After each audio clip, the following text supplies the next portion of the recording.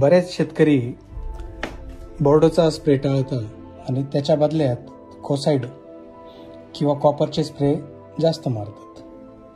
तर कॉपरमध्ये अजूनपर्यंत रेजिस्टंट आलेला नाही आहे.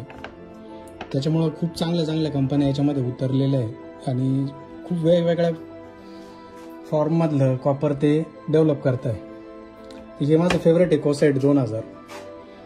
त्यानंतर कोई कॅप्सियू हे एक नॅनो कॉपर आणलेलं आहे मार्केटमध्ये. याचे पण खूप चांगले रिझल्ट्स आहे.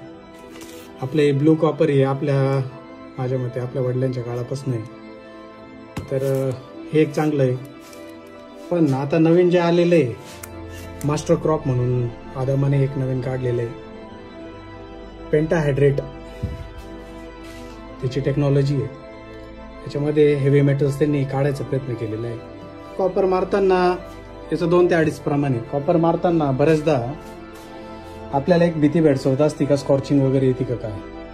त्याच्यामुळं आपण साधारणतः या अशा कॉपरवर शिफ्ट झालो.